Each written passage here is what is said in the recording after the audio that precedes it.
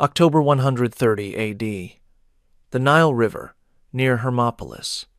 Moonlight reflects off black water as Emperor Hadrian holds Antinius's head beneath the surface. The beautiful youth stops struggling after 40 seconds. After 90 seconds, bubbles cease rising. After 3 minutes, the body goes limp. But Hadrian keeps holding him under, whispering incantations in languages that predate Rome, waiting for something the Egyptian priests promised would happen at the moment between death and whatever comes after. This is not murder. Not exactly. The Syrian magician Pacrates assured him its transformation. The boy will die mortal and rise divine. His soul, captured at the precise moment of expiration during ecstasy, will transfer its youth to Hadrian. The emperor will gain decades of life. Antinous will gain eternal worship. Everyone benefits, except Antinous, whose opinion was never requested. The water around the body begins to glow. Or perhaps that's just phosphorescence disturbed by movement. Hadrian feels something transfer from the cooling flesh to his own. Or perhaps that's just the rush of murder disguised as mysticism. When he finally releases the body, letting it float downstream, he's convinced he's absorbed 20 years of youth. The priests assure him the ritual succeeded. They wouldn't dare suggest otherwise. Within hours, Hadrian declares Antinous a god. Within days, a city rises at this spot. Within months, 2,000 statues are commissioned. The empire will worship a boy whose death was planned for 18 months, orchestrated through mystery religions that turned murder into theology. But here's what makes this scene remarkable. This isn't Nero fiddling while Rome burns. This isn't Caligula declaring war on Neptune. This isn't Commodus fighting as a gladiator. This isn't Elagabalus marrying a Vestal virgin. Those stories you know. Those emperors have become Hollywood villains. Their atrocities so repeated, they've lost their power to shock. Tonight, we descend into darker territory. The emperors, whose names you might not recognize, but whose practices surpassed even Caligula's madness. Men who transformed imperial power into machinery for personal gratification, so extreme that ancient historians, men who lived through Nero's reign, refuse to document the full details. Caracalla, who made his mother more than witness to fratricide.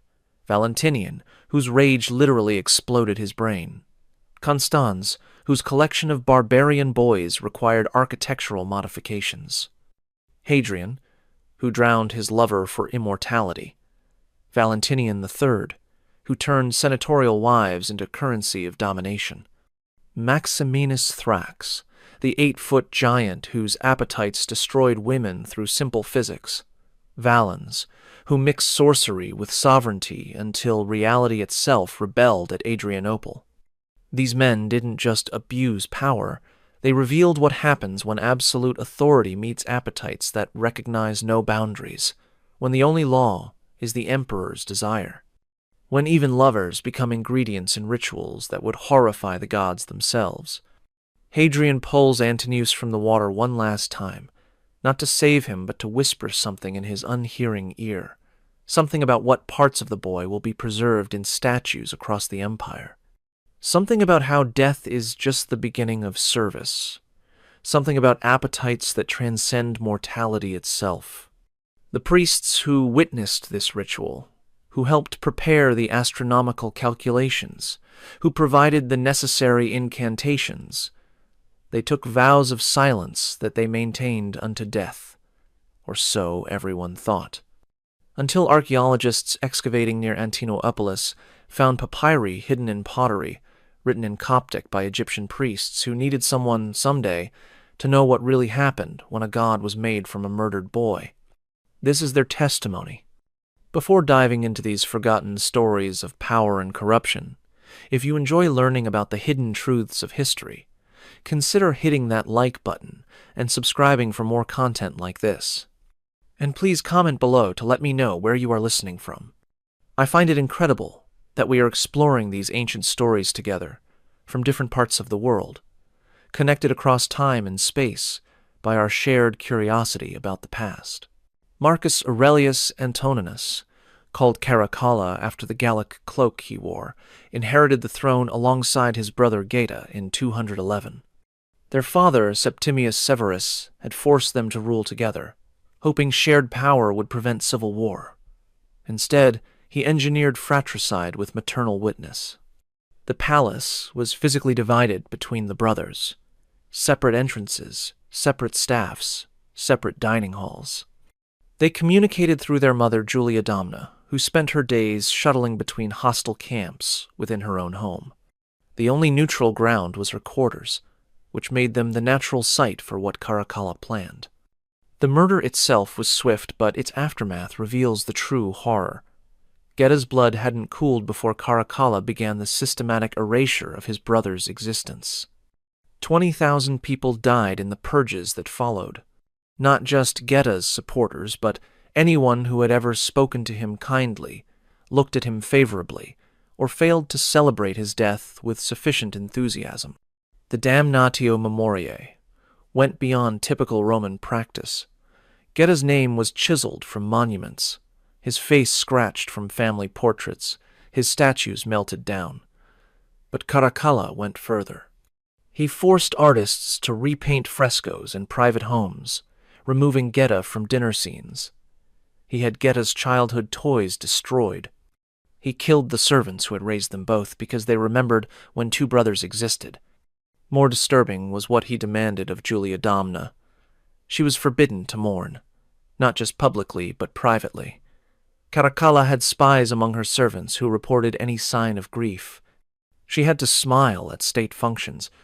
She had to praise Caracalla's sole rule. She had to pretend her younger son had never existed, while his blood still stained her clothing, because Caracalla ordered those garments preserved. Ancient sources, particularly Cassius Dio, who lived through these events, suggest something darker in Caracalla's relationship with his mother. The emperor, who had just murdered his brother in her arms, now demanded she share his bed, not metaphorically as partner in power, but literally as replacement for the wives he ignored. The evidence is carefully worded, but consistent across sources. Caracalla dismissed his wife, Fulvia Plautilla, exiling her to Lipari, where she was later executed.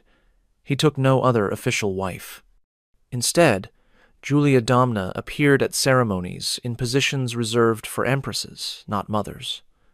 She received visitors in Caracalla's bedchamber. She accompanied him to military camps, where they shared quarters that shocked even hardened soldiers. Herodian, writing closer to events, describes Julia Domna's appearance changing after Geta's death. She began wearing her hair in styles associated with younger women. Her clothing became more revealing despite her age. These weren't her choices. Caracalla dictated her appearance, transforming his mother into something that suited appetites even Romans struggled to name. The Syrian origin of Julia Domna added another dimension. Caracalla became obsessed with Eastern mysteries, particularly those involving divine incest. He pointed to pharaonic marriages between siblings, Persian customs of keeping bloodlines pure, myths of gods who coupled with their mothers to create new worlds. He wasn't justifying his actions so much as declaring them sacred. Palace slaves left accounts, preserved in Egyptian papyri, describing sounds from the imperial bedchamber that suggested Julia Domna's suffering went beyond emotional torture. They describe her emerging with bruises that makeup couldn't hide. They mention physicians treating injuries that suggested violent intimacy. They record her begging servants for herbs that would prevent pregnancy or end it if prevention failed. The public face remained composed. Julia Domna attended Senate meetings, issued coins with her image, patronized intellectuals. She was called Mother of the Senate, Mother of the Camps, titles that rang with sick irony given what her actual son demanded privately. She maintained this facade for 6 years, until Caracalla's assassination in 217. When news of his death reached her, witnesses say Julia Domna laughed for the first time since Geta's murder. Then she refused food and medical treatment for breast cancer she had hidden, dying within weeks. Some called it grief for her son. Others understood it as relief that her torture had finally ended. But even death brought no peace. Caracalla had left instructions for their joint burial, their bodies positioned in ways that suggested eternal intimacy. The Roman priests, horrified but obedient, carried out these wishes. Somewhere beneath Syrian sand, a mother and son lie arranged in death as he had arranged them in life. 375 A.D. The Danube frontier. Emperor Valentinian I receives envoys from the Quadi tribe in his military tent. They've come to negotiate peace. They don't know they're about to witness a death that medical historians still study as one of history's most violent strokes. Valentinian starts calmly, his voice controlled as he lists Quadi violations of their treaty. But as he speaks, observers notice changes. Veins bulge across his forehead. His face shifts from red to purple. Spittle flies with increasing velocity. His words become less coherent, more guttural, until they're not words at all, but animal sounds of rage. Then he literally explodes. Blood vessels burst in his brain with such force that blood spurts from his nose, ears, and according to some accounts, even his eyes. He collapses, convulsing, dying in minutes from what physicians would later recognize as a massive hemorrhagic stroke caused by pure fury. This wasn't his first explosion, just his last. Valentinian had weaponized rage throughout his 11-year reign, using volcanic anger as a tool of governance that left courts terrified and subjects traumatized. But the rage was selective, strategic, and often sexual in its expression. Ammianus Marcellinus, who served under Valentinian, describes the emperor's justice sessions with disturbing detail. When dealing with accused traitors, Valentinian wouldn't just order executions. He would force entire families to watch elaborate tortures, but with specific additions. Wives would be stripped and examined for marks of conspiracy. Daughters would be investigated for knowledge of their father's crimes. The investigation process involved bringing women to private chambers where Valentinian would personally conduct interrogations. These sessions lasted hours. Women emerged shaking, clothes torn, unable to speak about what had occurred. Some never emerged at all, their bodies found later in the Danube, marked in ways that suggested interrogation had become something else entirely. The pattern was consistent enough that noble families developed strategies. When summoned for justice, they would send their ugly daughters, their elderly wives, hoping to minimize the emperor's interest. It rarely worked. Valentinian's appetites weren't about beauty, but about power, about breaking what others valued, about demonstrating that nothing was beyond his reach. One incident stands out in court records. A senator named Maximus was accused of embezzlement. During his trial, Valentinian ordered Maximus's wife brought forward to verify testimony. In full view of the court, he had her clothing cut away with knives, claiming to search for hidden documents. Finding none, he declared she must have swallowed them, and ordered a cavity search that he supervised personally. The humiliation was the point. Maximus broke, confessing to crimes he hadn't committed just to end his wife's ordeal. She survived but never spoke again, retreating into silence that lasted until her death years later. The court got the message. Opposing Valentinian meant watching him violate everything you loved while legally calling it justice. His relationship with his own wife, Justina, was equally disturbing. He would parade her naked through military camps, claiming it demonstrated Roman beauty to barbarian auxiliaries. He would force her to serve wine at banquets wearing nothing but jewelry, then offer her to generals who pleased him. She endured because refusing meant death, not just for her, but for her children.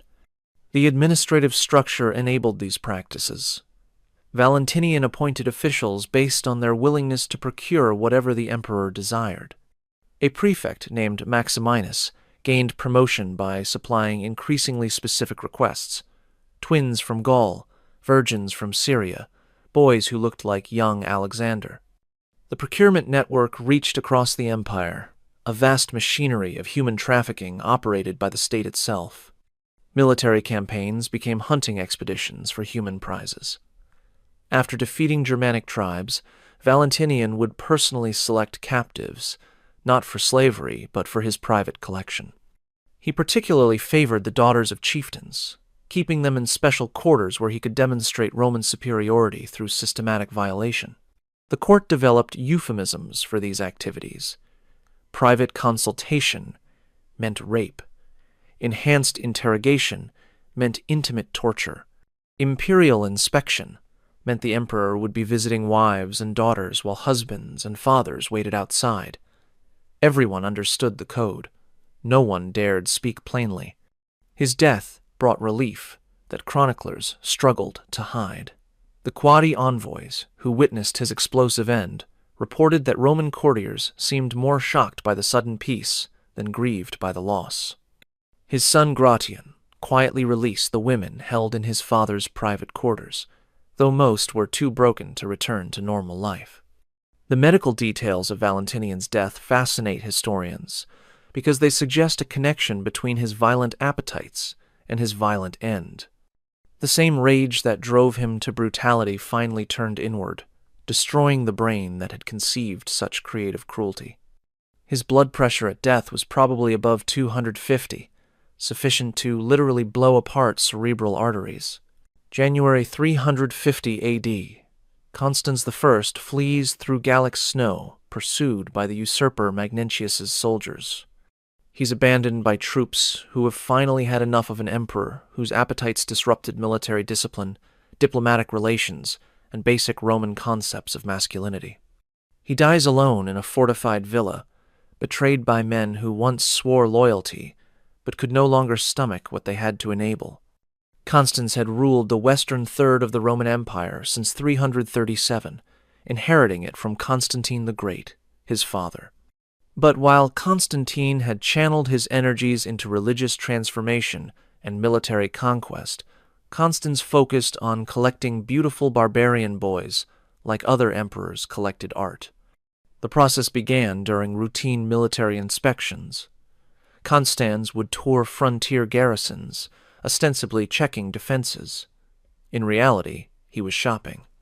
When Germanic tribes sent hostages to guarantee treaties, Constans personally selected which ones to keep. The criteria were consistent: male, young, blonde, tall, and possessing what chronicles delicately call barbarian beauty. These selections weren't random acquisitions but organized programs. Constans established what he called the Sacred Band, named after the Theban military unit of paired male lovers. But this wasn't a fighting force.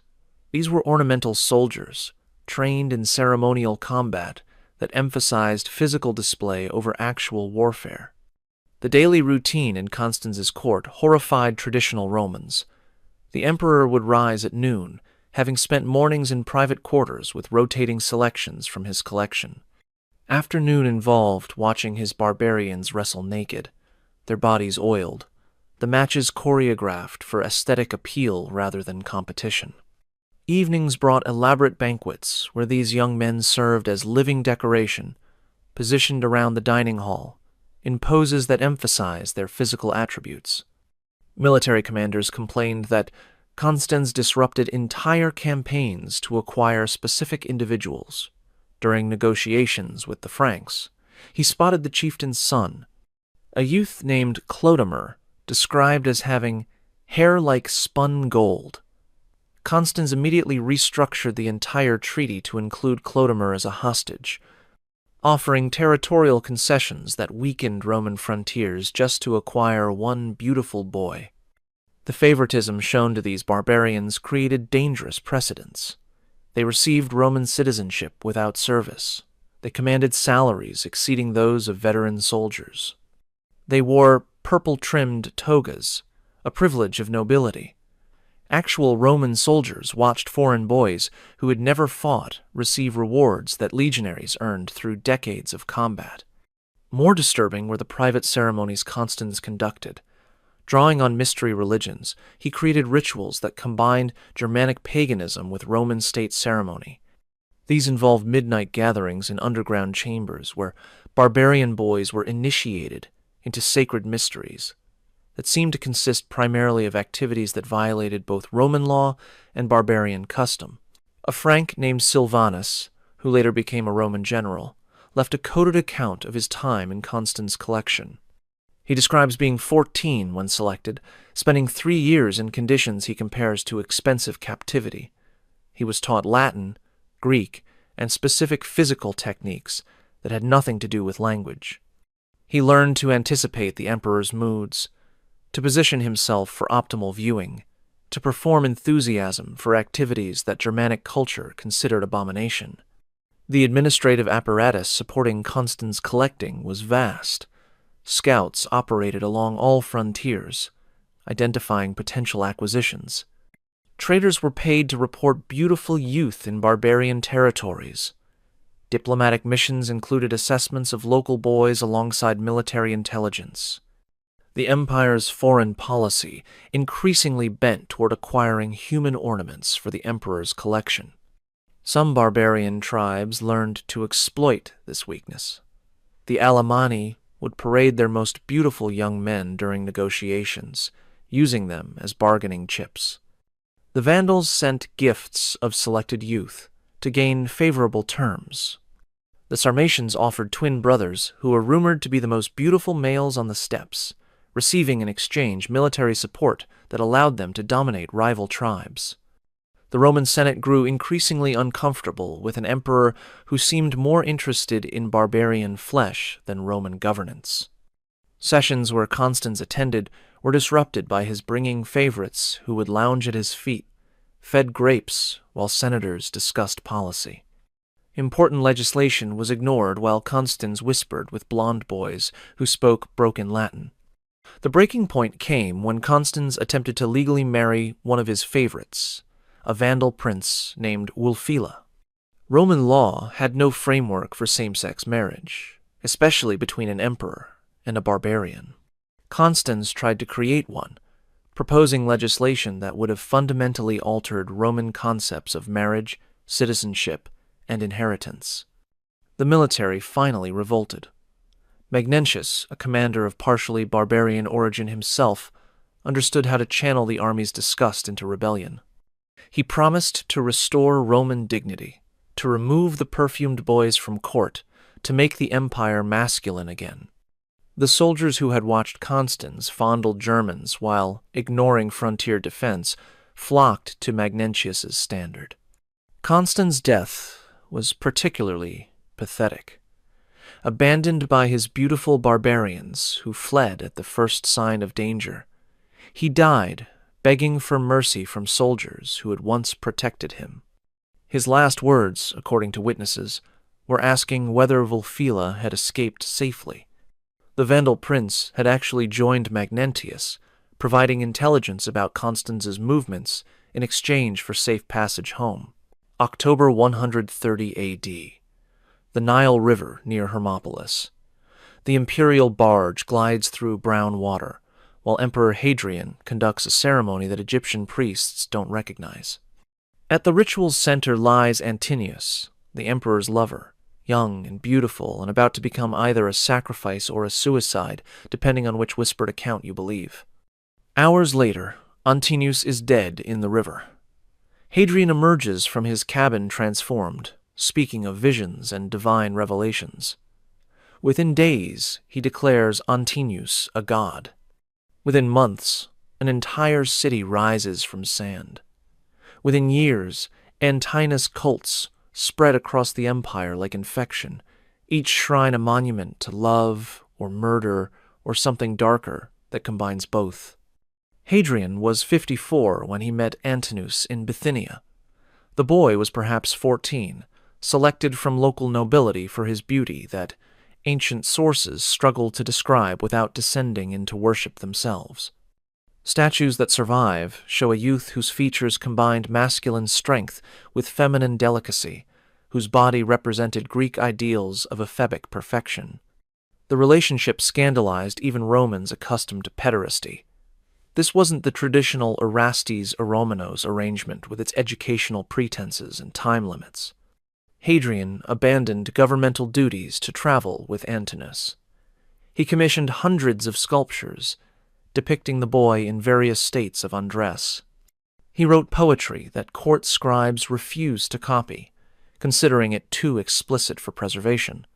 The Egyptian journey in 130 was supposed to be administrative, reviewing provincial governance. Instead, it became what witnesses described as a mystery tour, with Hadrian consulting magicians, participating in underground rites, seeking something that required Antinous' presence at increasingly dangerous ceremonies. Egyptian priests later testified, under considerable pressure, about Hadrian's interests. He wasn't seeking standard blessings or conventional wisdom. He wanted specific knowledge about life extension, soul transference, the creation of divine beings through human sacrifice. He particularly studied the Osiris myths, where death and resurrection intertwine with sexual congress. The night Antinous died, the imperial barge had anchored at a spot Hadrian selected for astronomical significance. Mars, Venus, and Mercury aligned in configurations that Egyptian astrology associated with transformation. The emperor had dismissed all attendants, except for a Syrian magician named Pacrates and 2 deaf-mute slaves who couldn't report what they witnessed. The official story claimed Antinous fell overboard accidentally. The whispered version said he jumped to fulfill a prophecy that his death would extend Hadrian's life. The darkest rumor suggested neither accident nor suicide but ritual murder, with Hadrian drowning his lover at the moment of climax to capture his soul at its most potent. What followed supports the darkest interpretation. Hadrian's immediate actions weren't those of a grieving lover, but of someone executing a predetermined plan. He founded Antinoepolis at the exact spot of death. He declared Antinous a god before the body was cold. He instituted mysteries that participants were sworn never to reveal on pain of death that several suffered rather than speak. The Antinous cult that spread across the empire was unlike any imperial worship. These weren't temples for state ceremony, but centers for nocturnal rites that required initiation. Participants spoke of experiencing Antinous' presence in ways that suggested more than metaphor. They described visions of the youth that were too explicit, encounters that left physical marks, possessions that transformed personality. Hadrian himself changed after Antinous' death, in ways that disturbed court physicians. He would speak in voices that weren't his own, sometimes sounding remarkably like the dead youth. He would enter trances where he performed acts his conscious mind supposedly couldn't remember. He aged rapidly, as if whatever magic he had attempted had backfired, stealing years rather than granting them. The architectural program Hadrian launched defied economic sense. Over 2,000 statues of Antinous were commissioned, more than any figure except Augustus. Temples rose in 30 cities. Coins bearing the boy's image flooded currency markets. Games celebrating his divinity required imperial subsidies that strained treasuries. This wasn't mourning, but something more obsessive, more desperate, as if Hadrian was trying to resurrect through marble what he had destroyed in flesh. Private letters that survived in Egyptian monasteries suggest Hadrian believed he had succeeded in some form of preservation. He writes about conversations with Antinous that occurred years after the drowning. He describes physical encounters that left him exhausted and marked. He claims the boy's spirit resided in various statues, moving between them at will. The mysteries of Antinous involved practices that combined Egyptian death rituals with Greek sexuality. Initiates were required to undergo symbolic drowning, then resurrection through acts that pantomimed Hadrian's relationship with the deified youth. These ceremonies created scandal even in cities accustomed to mystery religions, with reports of participants emerging physically and psychologically transformed. Modern archaeological discoveries support something unusual about Antinous sites. Statues show signs of regular anointing with substances that chemical analysis can't identify. Temple foundations contain chambers that served no architectural purpose, but had acoustic properties that created disorienting effects. Burial sites near Antinous temples show bodies positioned in ways that suggest ritual death rather than natural causes. Hadrian spent his final years increasingly obsessed with rejoining Antinous. He consulted every oracle, magician, and mystic in the empire. He attempted ceremonies that required components so disturbing that suppliers refused imperial commissions. His death in 138 was preceded by weeks of delirium, in which he begged Antinous to either take him or release him. The succession was complicated by documents Hadrian left requesting burial procedures that violated Roman custom and law. He wanted his body positioned with representations of Antinous in configurations that suggested eternal intimacy. His successor, Antoninus Pius, quietly ignored most requests, though rumors persisted that certain requirements were secretly fulfilled. March 16th, 455. Rome's Campus Martius, Emperor Valentinian.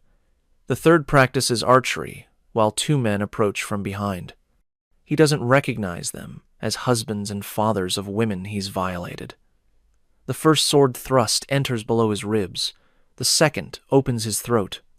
As he bleeds out on manicured grass, they tell him exactly whose wives and daughters he had taken, making sure he knows why he's dying. Valentinian had inherited the Western Empire at age 6, ruled by his mother Galla Placidia until he came of age. When he finally took personal control, he revealed appetites that made even the decadent Roman aristocracy uncomfortable. This wasn't the homosexual preference of some emperors or the incestuous obsessions of others. Valentinian specifically targeted the wives and daughters of powerful Romans, treating violation as a form of political domination. The system was methodical. Valentinian would summon senators for consultation, requiring them to bring their families to demonstrate loyalty. During meetings, he would have wives and daughters separated for private audiences, while husbands and fathers discussed policy. These audiences occurred in chambers adjacent to meeting rooms, close enough that sounds carried through walls, deliberately left thin. The message was explicit. Your power means nothing. Your family is mine.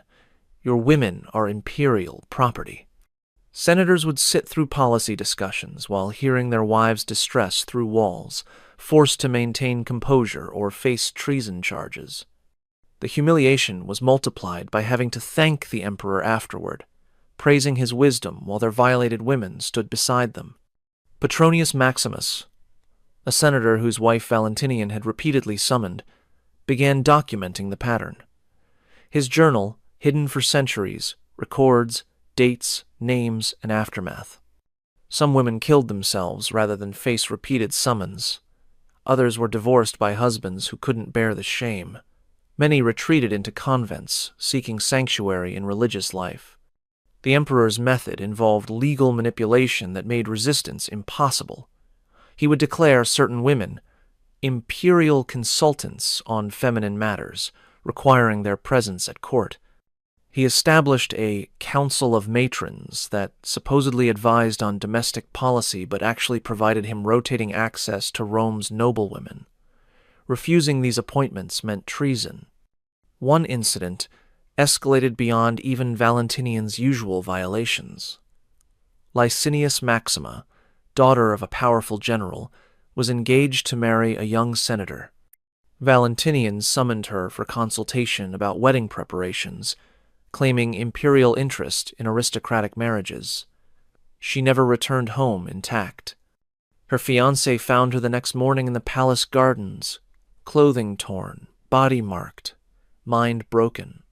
The general, her father, demanded justice. Valentinian responded by having him arrested for conspiracy, using evidence that suggested planning violence against the emperor.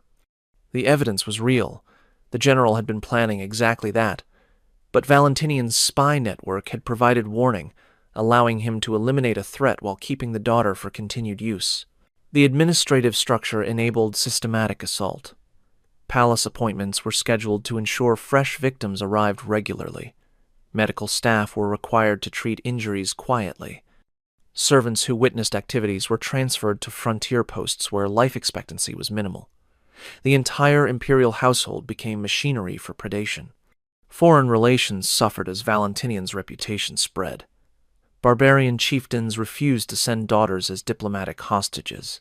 Allied kingdoms wouldn't negotiate marriages that required women visiting Rome. Even tribute payments declined as rulers feared their representatives' wives might catch the emperor's attention. The breaking point came when Valentinian targeted the wrong woman. Sources disagree whether she was Maximus's wife or Heraclius's daughter, but consensus exists on the result. The husbands and fathers of violated women formed a conspiracy that transcended political divisions. Senators who had been enemies united in shared humiliation. The assassination was deliberately public and brutal. They wanted Valentinian to suffer as their women had suffered. The 16 wounds found on his corpse weren't random but targeted, each representing a specific woman he had violated. The assassins took turns, announcing names as they struck. This for Lucilla, this for Marcella, this for Claudia. After Valentinian's death, documents emerged, revealing the full scope, lists of women summoned, rated by his satisfaction. Medical records of treatments required afterward. Financial accounts showing payments to families for silence. The bureaucracy of rape was more horrifying than individual incidents, showing systematic intimate violence as state policy. Petronius Maximus briefly became emperor after Valentinian's death, but his reign lasted only 77 days. He had participated in the assassination to avenge his wife, but then married Valentinian's widow, Eudoxia, forcing her into the same position her husband had forced others. She responded by inviting the Vandals to sack Rome, preferring barbarian conquest to continued Roman hypocrisy. The Vandal sack of 455, following shortly after Valentinian's death, is often blamed on military weakness, but contemporary sources suggest it was more personal. Eudoxia provided the Vandal king Gaiseric with lists of senators who had enabled Valentinian's practices. The Vandals targeted these houses specifically, taking their women as slaves, forcing Roman men to experience the powerlessness they had endured under their own emperor. 237 AD. A military camp on the Rhine frontier, Maximinus Thrax, sits on a specially reinforced throne that still creaks under his weight. Before him, Germanic captives are sorted for various purposes. The warriors will become auxiliaries or die in arenas. The women and children will be sold as slaves. But Maximinus is selecting for something else entirely. He points to a young woman, tall and strong like her tribe produces. She's brought to his tent. She emerges hours later, if she emerges at all, walking in ways that suggest her pelvis has been damaged by attempting to accommodate anatomy never meant for normal humans. Maximinus stood over 8 feet tall according to ancient sources, with proportions that exceeded normal human scale in every dimension. His hands could encompass a man's skull. His strength allowed him to crush armor with bare fingers. But it was his sexual appetite that truly horrified, requiring modifications to furniture, architecture, and victims to accommodate physical realities that bordered on impossible. He rose from Thracian peasant stock to become emperor through military prowess and the simple fact that no one could physically challenge him. In combat, he would grab enemies by their heads and squeeze until skulls cracked. In bed, similar dynamics applied, with partners risking death through pure mechanical stress of attempted coupling. The logistics of Maximinus's intimate life required specialized procurement. Normal women, even willing ones, couldn't survive encounters without significant damage. His agents searched for specific types, tall, heavy, with bone structures that might withstand pressure. Germanic and Dacian women were preferred, their tribes producing individuals closer to his scale. Medical accounts from physicians who treated aftermath describe injuries typically associated with siege warfare. Torn tissue requiring surgical repair, dislocated hips from positions that exceeded anatomical limits. internal bleeding from organs displaced by intrusion. Some women died during encounters, their bodies simply failing under stresses they weren't designed to endure. The emperor's frustration with these limitations led to increasingly extreme solutions. He commissioned devices, essentially mechanical frameworks, that would support and protect partners while allowing access. He experimented with substances that would relax muscles and dull pain. He sought magical solutions from Eastern mystics, who claimed they could alter human capacity. One account describes Maximinus's attempt to mate with a woman named Claudia, selected for her unusual height and strength. She was prepared for weeks with special exercises, dietary supplements, and gradual stretching using implements of increasing size. The encounter itself required 4 attendants to position and support her. She survived, but never walked normally again, spending remaining years in a wheeled chair. The military camp culture around Maximinus reflected his appetites. Soldiers competed to find women who might satisfy their emperor, treating it as another form of conquest. Tribes learned to offer their largest women as tribute, sometimes breeding specifically for size like livestock. The dehumanization was complete, with humans treated as engineering problems to solve imperial lust. Public appearances required careful choreography to hide evidence. Women who had survived encounters were kept from view until healing concealed damage. Those who died were reported as suffering sudden illness. Families were compensated or threatened into silence. The entire empire participated in pretending the obvious wasn't happening. The psychological impact on Maximinus himself was profound. Ancient sources suggest increasing rage as physical satisfaction remained impossible. He would destroy furniture after failed encounters. He executed servants who couldn't procure adequate partners. His violence in battlefield and bedroom merged into a single expression of frustrated power. Some historians suggest Maximinus's gigantism resulted from pituitary dysfunction that would have caused hormonal imbalances affecting both growth and sexuality. Modern endocrinology recognizes connections between excessive growth hormone and heightened libido. His condition may have created desires that his same condition made impossible to satisfy. The economic cost of maintaining Maximinus's appetites strained imperial resources. Special furniture, medical care for victims, procurement networks, and compensation for families required budgets exceeding small provinces. Soldiers resented resources devoted to their emperor's impossible lusts while they lacked basic supplies. His death in 238 came from his own soldiers during the siege of Aquileia. They killed him while he slept, perhaps the only time he was vulnerable. His head was sent to Rome on a pole, but his body required special transport due to size. Even in death, he presented logistical problems that normal humans didn't. The aftermath revealed hidden victims. Women across the empire came forward with stories of encounters survived, but never reported. Children born with unusual size were recognized as his offspring, creating genealogical complications for families. The full scope of his sexual violence emerged only after fear of retribution passed. Archaeological evidence supports the textual accounts. Reinforced furniture found at sites Maximinus occupied show modifications consistent with excessive weight and stress. Skeletal remains of women from period show trauma patterns that match described injuries. The physical evidence confirms what seemed like exaggeration was actually understated reality. Summer, 376. Constantinople's imperial palace. Emperor Valens conducts a ceremony in chambers that officially don't exist. Smoke from burning herbs makes breathing difficult. The women arranged in ritual positions are either drugged or excellently trained to maintain stillness despite what's happening to their bodies.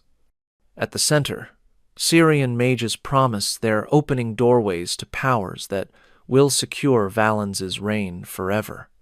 Instead, they're opening pathways to Adrianople, where Gothic cavalry will destroy the Eastern Roman army and Valens himself in flames that witnesses swear burned hotter than normal fire. Valens ruled the Eastern Empire from 364, inheriting power from his brother Valentinian, who took the West. While Valentinian expressed violence through rage and lust, Valens channeled his through occultism that transformed the palace into a laboratory for experiments combining sexuality with sorcery. The initial involvement was defensive. Valens feared magical attacks from rivals, consulting protective specialists. But protection became offense, defense became desire, and soon the emperor was conducting rituals that required components ancient writers refused to specify, calling them unspeakable necessities that violated both divine and natural law. Ammianus Marcellinus, our primary source, describes constant trials for magic in Constantinople, but these weren't persecutions of sorcerers, they were eliminations of competition. Valens wanted monopoly on magical power, executing anyone who might possess knowledge he desired or abilities that threatened his own developing practices. The personnel Valens assembled defied traditional Roman authority structures: Egyptian necromancers, who claimed communication with dead; Persian magi, who promised power over minds; Thracian witches, who knew herbs that could alter consciousness; Syrian temple prostitutes, who practiced sacred rituals that supposedly channeled divine energies. The palace became a convergence point for every forbidden tradition in the empire. The ceremonies themselves required specific components that procurement networks struggled to supply: virgin blood taken at moment of defloration, menstrual fluid from women experiencing first bleeding, secretions collected during ritual orgies timed to astronomical events, components that required elaborate infrastructure to obtain and preserve. Women involved in these rituals occupied strange positions between victim and participant. Some were clearly coerced, brought to ceremonies against their will. Others seemed genuinely devoted to practices that promised transcendence through flesh. Many existed in chemically altered states that made consent meaningless, their minds reshaped by substances that removed inhibition and implanted suggestion. One ritual, partially documented in Coptic texts hidden in Egyptian monasteries, involved creating what Valens called living talismans. Women would be selected for specific physical and astrological characteristics. Through combinations of rituals, scarification, and chemical modification, they would supposedly become conduits for supernatural forces. These women would then be kept in special quarters, their bodies used as magical batteries that Valens could draw upon for power. The medical consequences were severe. Palace physicians, sworn to secrecy, treated conditions they couldn't explain through conventional understanding. Women aged decades in months. Hair turned white overnight. Some developed abilities that seemed genuinely supernatural, predicting deaths, seeing distant events, speaking languages they'd never learned. Others simply went mad, their minds shattered by experiences that exceeded human processing capacity. The political implications were equally disturbing. Valens used magically obtained intelligence to purge opponents before they acted. He would know about conspiracies through means that terrified rational Romans. Senators would find their secret thoughts exposed, their private conversations repeated, their hidden desires leveraged for control. Foreign relations incorporated magical warfare. Before meeting Gothic chieftains, Valens would conduct rituals designed to influence their minds. Ambassadors reported feeling compulsions they couldn't explain, agreeing to terms they hadn't intended, experiencing attractions to the emperor that violated their preferences. Whether this was genuine magic or sophisticated psychology enhanced by drugs remains debatable. The Gothic War that culminated at Adrianople was preceded by magical miscalculation. Valens conducted a great ritual, intended to ensure victory, requiring components so extreme that even his Syrian mages expressed reluctance. The ceremony involved sacrificing women who had been specifically prepared through months of ritual conditioning their deaths timed to celestial alignments that supposedly guaranteed divine favor. Instead, something went wrong. Witnesses describe unnatural phenomena during the ritual: temperatures dropping despite summer heat, shadows moving independently of light sources, sounds that couldn't have come from human throats. Valens emerged from the ceremony changed, speaking about visions of his own death by fire, yet compelled to march toward it anyway. At Adrianople on August 9th, 378, Valens died in flames when Goths burned a farmhouse where he had taken shelter. Witnesses reported the fire behaved strangely, burning hotter than wood should produce, consuming the emperor's body so thoroughly that no remains were found. Some suggested this was the magical protection backfiring, the forces he had cultivated turning against their summoner. After his death, the palace chambers where rituals occurred were sealed, then later demolished. Workers reported finding altars stained with substances that defied identification, wall inscriptions in languages that predated known writing, and architectural modifications that served no rational purpose. Everything was destroyed on orders from Theodosius, Valens's successor, who instituted aggressive Christian orthodoxy partly to cleanse the magical contamination. Look at them. 7 emperors across 4 centuries, each transforming imperial authority into machinery for personal gratification.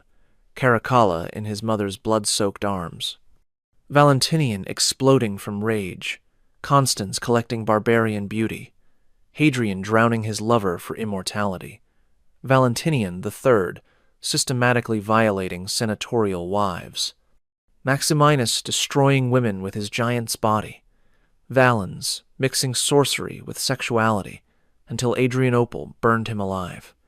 These weren't aberrations. They were revelations of what absolute power actually means when restraints disappear. Every emperor faced the same temptation. When you can have anything, when no one can refuse you, when even family becomes property, what boundaries remain? For these 7, the answer was none. The infrastructure that enabled their practices reveals more than individual deviance.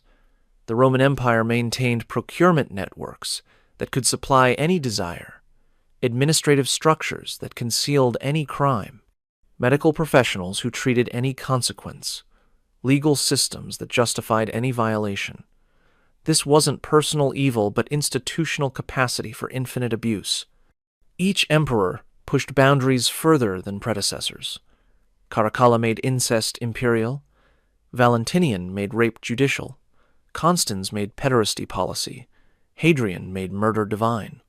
Valentinian III made violation systematic. Maximinus made impossibility mandatory.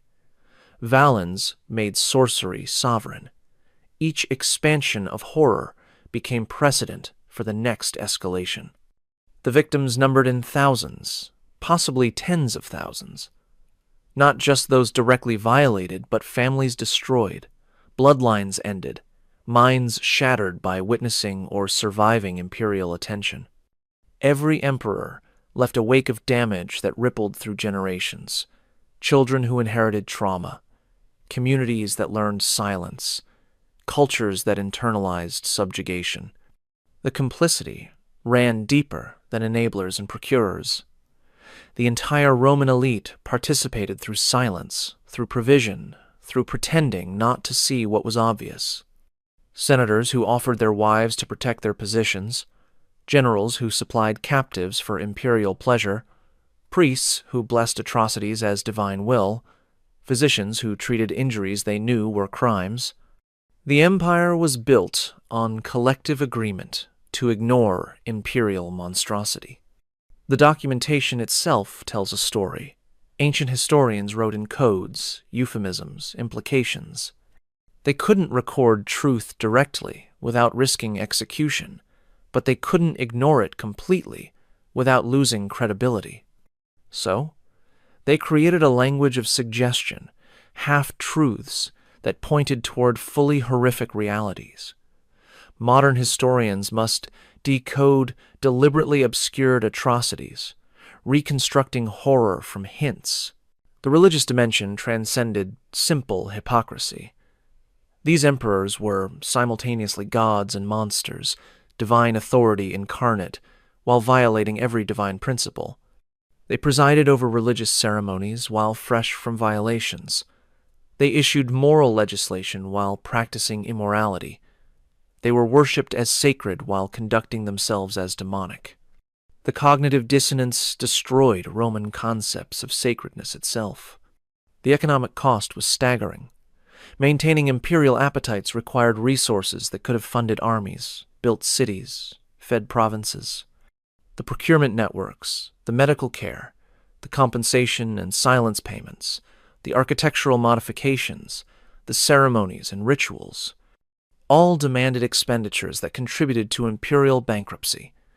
The Western Empire didn't just fall to barbarians, it collapsed under the weight of its own rulers' appetites. The military implications were equally severe.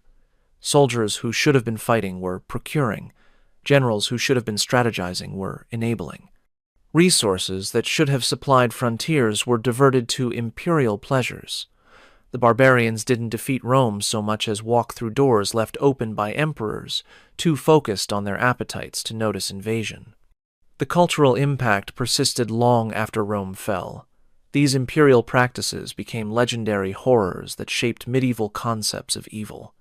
When Dante designed his Inferno, he was partially inspired by Roman imperial atrocities.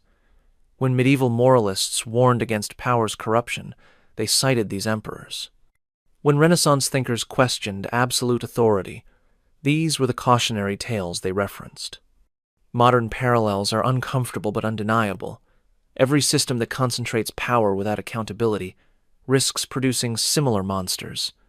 The infrastructure of abuse, once established, seeks users. The networks of procurement, once created, demand supply. The culture of silence, once normalized, enables escalation. These Roman emperors aren't ancient history, but warnings about power's permanent dangers.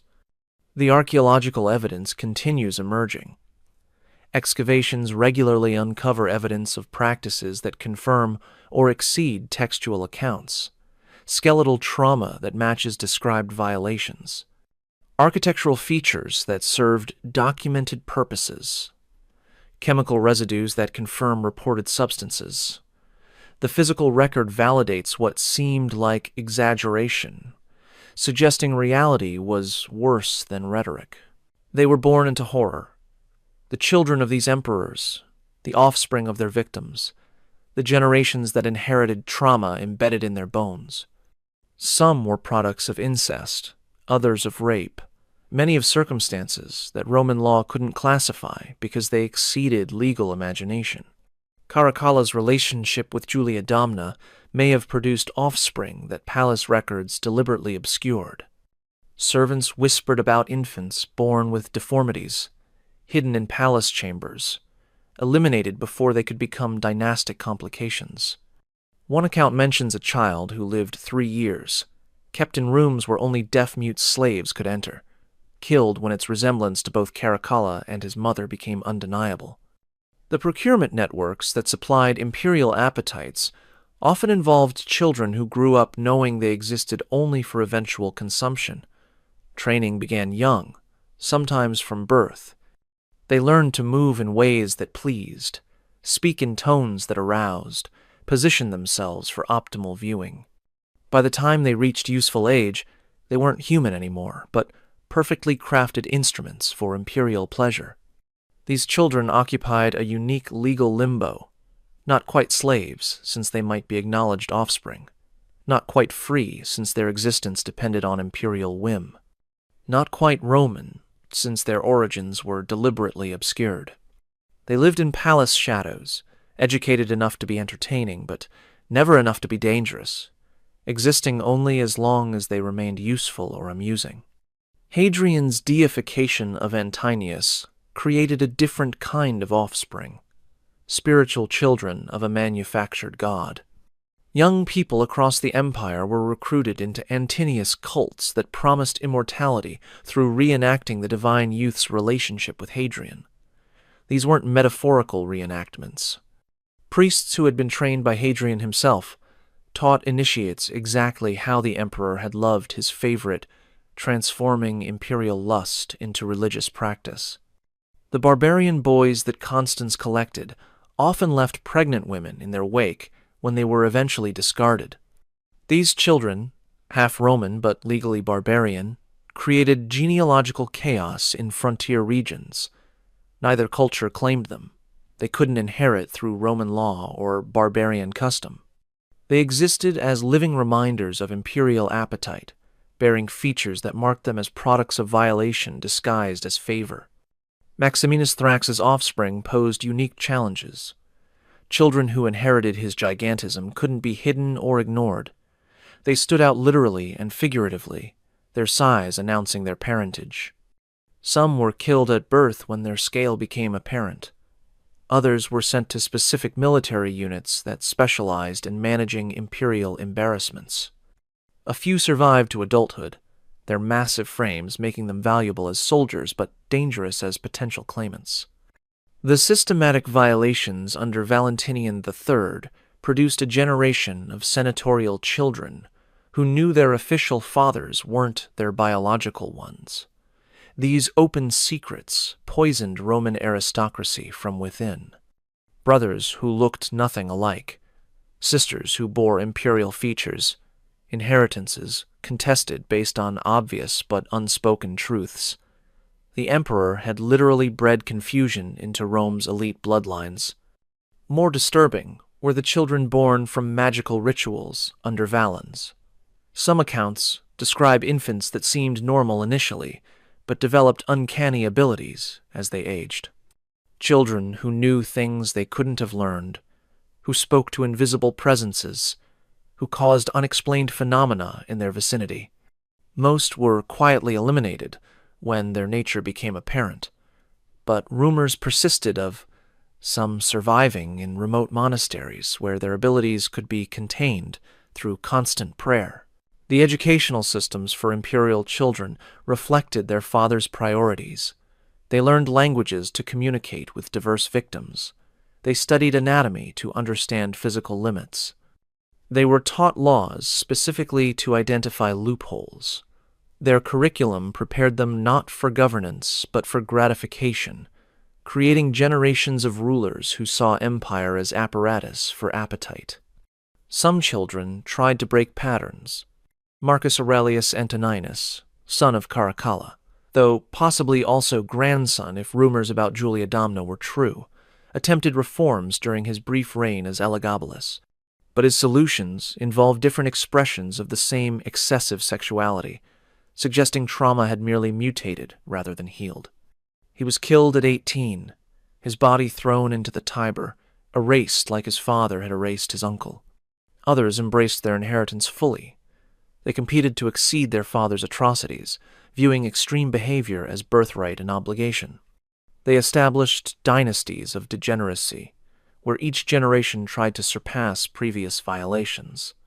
These bloodlines didn't die out naturally, but had to be systematically eliminated through assassination, often by their own guards who couldn't endure another generation of imperial monster. The daughters faced unique challenges. They knew what imperial women endured, having witnessed or experienced it themselves. Some became perpetrators, having learned that power meant inflicting what they had suffered.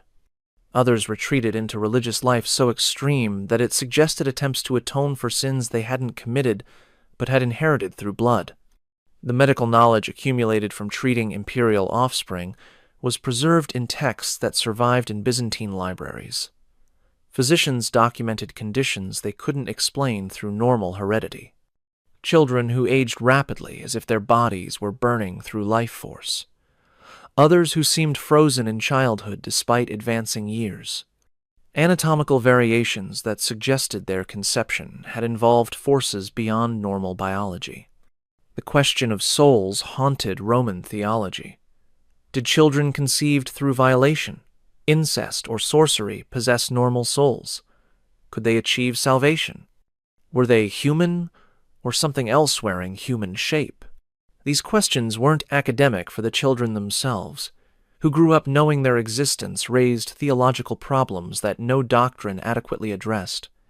The foster systems that managed imperial bastards created networks of hidden influence.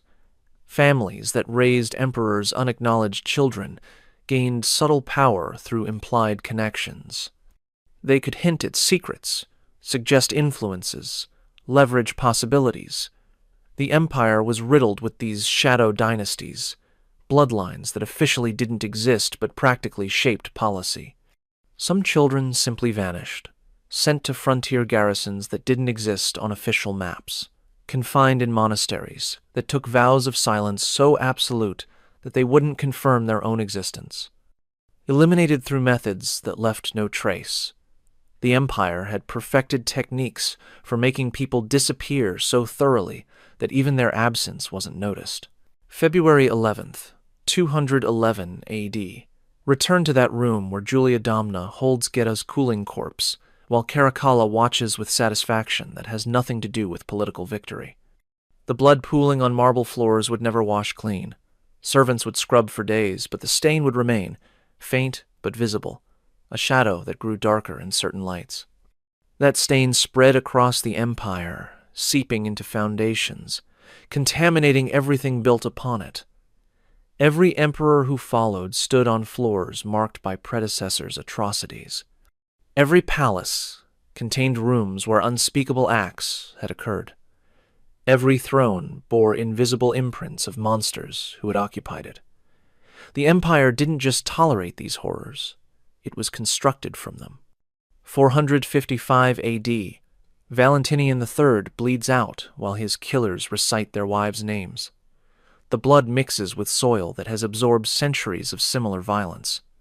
The grass that grows there will be unusually dark, fed by imperial corruption that has saturated the earth itself. Rome hasn't fallen yet, but its foundations are rotting from within, weakened by rulers who consumed the empire they were supposed to protect. 378 AD. Valens burns at Adrianople in flames witnesses swear were supernatural. The fire that consumes him seems hungry, as if collecting payment for powers invoked through rituals that violated natural order. His ashes scatter on winds that carry them across territories that will soon belong to Goths, Vandals, Huns.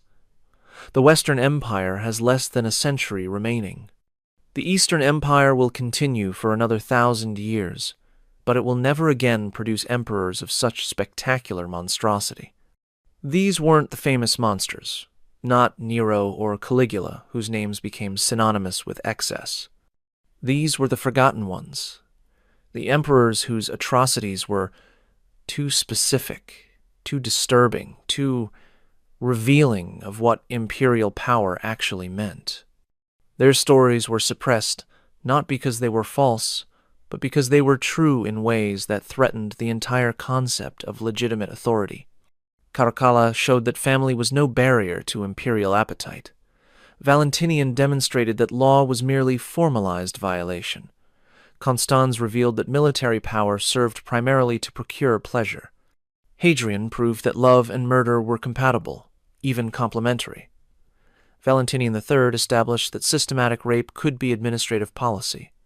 Maximinus embodied the physical impossibility of satisfaction when power exceeded human scale. Valens combined sovereignty with sorcery until reality itself rebelled. Together, they form a pattern that transcends individual pathology. They reveal the logic of absolute power. When nothing is forbidden, everything becomes mandatory. When restraint disappears, appetite expands infinitely. When humans become gods, they behave like demons. The Roman Empire didn't produce these monsters accidentally, but inevitably, as natural products of systems that concentrated power without accountability. The infrastructure they created survived them. Procurement networks established for imperial pleasure evolved into medieval slave trades. Administrative structures designed to conceal atrocities became bureaucracies that normalized oppression. Legal frameworks that justified violation influenced law codes for centuries. The Roman legacy includes Not just aqueducts and architecture, but systems for satisfying power's darkest appetites. The documentation they tried to destroy keeps surfacing. Hidden texts in monastery walls, coded accounts in family archives, archaeological evidence that confirms or exceeds written records. Each discovery reveals new depths, suggesting that what we know represents fraction of what occurred. The full truth may be literally unspeakable, exceeding language's capacity to convey horror. The bloodlines they created still exist, diluted but present in populations across Europe, Asia, Africa. DNA studies reveal unexpected connections, suggestions of relationships that official genealogies deny. We carry their genetic legacy without knowing it, inherited trauma encoded in chromosomes, ancestral memories of violations that shaped subsequent generations' fears and behaviors. The theological questions they raised remain unanswered. Can souls be corrupted through flesh? Does power transform human nature or reveal it? Are there acts that damn not just perpetrators but entire systems that enable them? These emperors forced confrontation with possibilities that Roman religion couldn't accommodate, contributing to Christianity's rise as alternative that promised divine justice for earthly atrocities. The modern implications are uncomfortable but unavoidable. Every system that concentrates power risks producing similar monsters. The infrastructure of abuse, once established, seeks users. The culture of complicity, once normalized, enables escalation. These emperors aren't ancient warnings, but contemporary relevance, showing what happens when accountability disappears and appetite becomes authority. We study them not for sensationalism, but for recognition. Recognition that power without restraint becomes predation. That systems designed for governance can become machinery for gratification. That humans given godlike authority behave with demonic creativity. That civilization's heights are built on depths we prefer not to acknowledge. Julia Domna died in 217, finally free from the son who had made her simultaneously empress and victim. She starved herself to death, refusing food and medicine, choosing obliteration over continued existence in a world shaped by imperial atrocity. Her last words, according to witnesses, were, "The stain won't wash out. She might have meant Getta's blood on her clothes. She might have meant the empire itself. The stain remains, in ruins of palaces where atrocities occurred, in legal codes that normalized violation, in bloodlines that carry genetic echoes of imperial excess, in systems that concentrate power without accountability, in appetites that expand when restraints disappear, in the recognition that humans given absolute authority will absolutely corrupt it." These 7 emperors weren't exceptions, but examples. Examples of what happens when power meets pathology, when system enables psychopathy, when empire becomes apparatus for imperial pleasure. They showed us the worst of what humans can become when nothing prevents them from becoming it. The blood never washed out, not from marble floors or imperial purple or historical memory. It seeped into foundations, contaminated groundwater, poisoned soil. Everything built on those foundations carries the stain. Every system descended from those structures inherits the contamination. Every concentration of power risks reactivating dormant potentials for atrocity. They ruled for decades or years or months, but their impact persists across millennia, not through monuments or laws or dynasties, but through demonstrations of power's ultimate implications. They showed us what authority becomes without accountability, what humanity becomes without restraint, what civilization becomes when it serves only to satisfy its rulers' appetites. The Roman Empire fell, but the patterns they established persist. In every system that concentrates power, in every structure that enables abuse, in every culture that normalizes complicity, in every silence that permits escalation, they are gone but not absent, dead but not departed, buried but not erased. The imperial purple was retired after Rome's fall, the color too associated with atrocity to continue. But purple was just dye. The real stain was deeper, permanent, spreading through systems that inherited Roman concepts of authority without Roman restraints on its exercise. We wear that stain still, invisible but present, inherited shame for atrocities we didn't commit, but from which our civilization descends. Caracalla watches his brother die in their mother's arms, and feels nothing but satisfaction. Valentinian explodes from rage that finally turned inward. Constans flees through snow from soldiers disgusted by his collections. Hadrian drowns his lover for a divinity that exists only in marble. Valentinian III bleeds out while his victims' names echo across the Campus Martius. Maximinus dies in his tent, too large for normal human killing. Valens burns in flames that might have been supernatural, or might have been justice. They are gone, but what they revealed about power remains. The capacity for monstrosity that authority enables. The infrastructure of atrocity that systems create. The human potential for horror when restraints disappear. They were not the worst because they were not the last. The stain spreads still. The blood never dries. The pattern persists. Power corrupts, absolutely, infinitely, eternally. As it was in the beginning, is now, and ever shall be, world without end.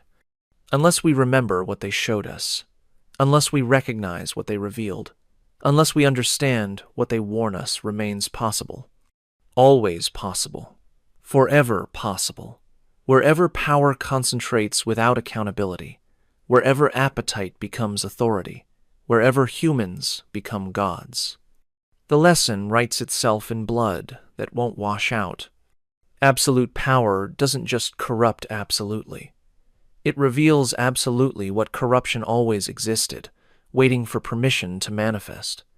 These 7 emperors gave it permission. Who gives it permission now? If this glimpse into history's hidden darkness has left you wanting to uncover more buried truths, I've prepared another journey into the shadows of the past that you won't want to miss. Click on the video appearing on your screen now to discover another shocking chapter that history tried to erase. And if you found this exploration as compelling as I did, hit that subscribe button so we can continue peeling back the layers of history together. These forgotten voices deserve to be heard, and there are so many more stories waiting to be told.